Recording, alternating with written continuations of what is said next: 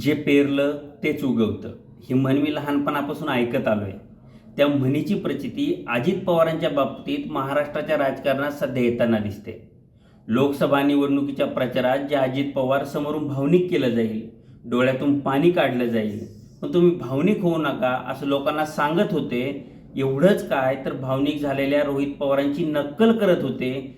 तेच अजित पवार विधानसभेचा अर्ज भरतानाच्या सभेत स्वतः भावनिक झालेले आपण सर्वांनी बघितले.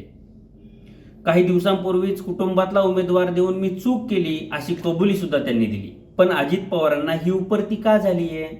त्यांना कुटुंबातला उमेदवार देऊन चूक केली असं पुन्हा पुन्हा सांगण्याची वेळ का आली आहे? लोकसभेला सुनेत्रा पवारांचा पराभव झाल्यामुळं अजित पवारांचा आत्मविश्वास कमी झालाय का? युगेंद्र पवार खरंच अजित पवारांसमोर आव्हान उभं करू शकतील का? आणि सर्वात महत्त्वाचं म्हणजे बारामतीत अजित पवारांचा पराभव होऊ शकतो का? या सर्व प्रश्नांची उत्तरं आपण आजच्या व्हिडिओमधून समजून घेणार आहोत. त्यासाठी हा व्हिडिओ शेवटपर्यंत पहा. अजित पवार पराभूत होतील असं तुम्हाला वाटतं का? हे मला कमेंट बॉक्समध्ये नक्की सांगा. आणि तुम्ही अजूनही लॉजिकल सिद्धांत आपल्या यूट्यूब चॅनलला सबस्क्राईब केलं नसेल तर आधी आपल्या चॅनलला सबस्क्राईब करा.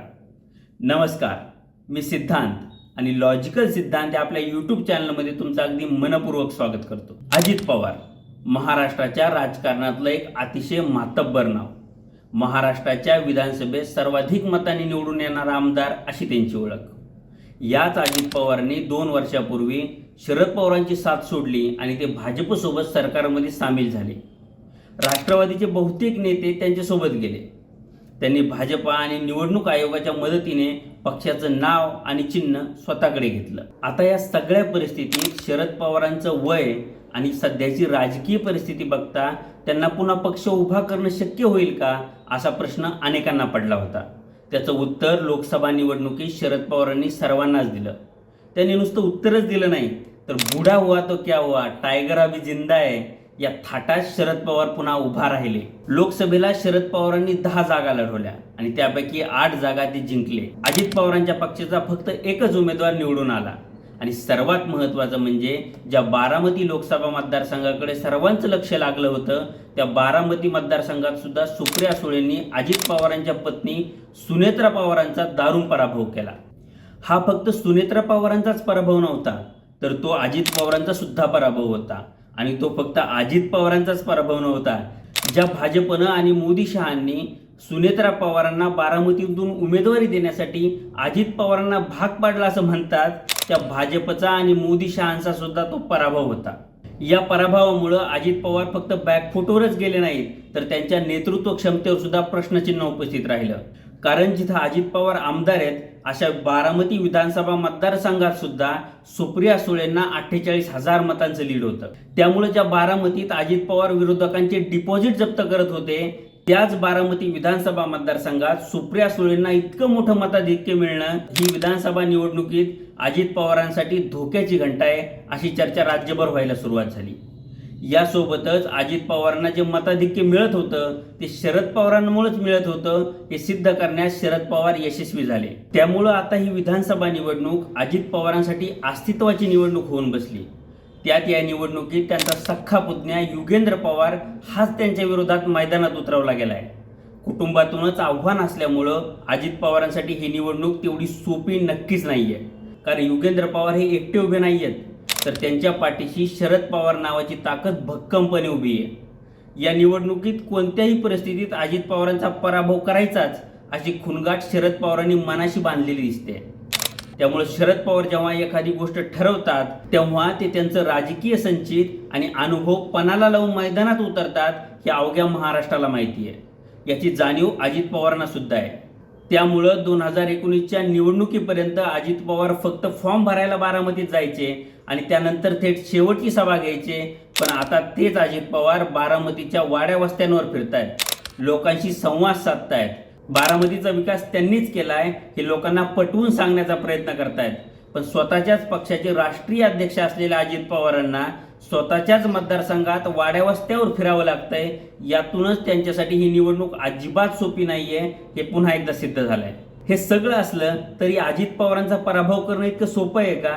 तर अजिबात नाहीये. अजित पवारांचं बारामतीच्या विकासात मोठं योगदान आहे.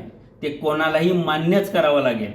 शरद पवारांनी बारामती मॉडेलची पायाभरणी केली हे खरं आहे. तिथला पाणी प्रश्न सोडवणं असेल, तिथं आलेल्या अनेक संस्था आणि कंपन्या असतील, या संस्था आणि कंपन्या बारामतीत आणण्यामागं शरद पवार आहेत. तसंच गेल्या 30 वर्षात बारामतीत झालेले रस्ते, सरकारी इमारती यावर अजित पवारांची निर्विवाद छाप आहे. शरद पवार देशाच्या राजकारणात गेल्यानंतर त्यांनी बारामतीची सूत्र अजित पवारांच्या हाती दिली. त्यामुळं बारामतीत गेल्या 30-35 वर्षात जन्मलेल्या किंवा तरुण झालेल्या पिढीनं अजित पवारांनाच आपला नेता म्हणून बघितलंय. ग्रामपंचायत असो की पंचायत समिती आणि मार्केट कमिटी असो की जिल्हा परिषद, या सगळ्या स्थानिक निवडणुकांमध्ये अजित पवार जातीनं लक्ष घालतात. ते ही गोष्ट आज करत नाहीयेत, तर गेली 35 वर्ष करतायत.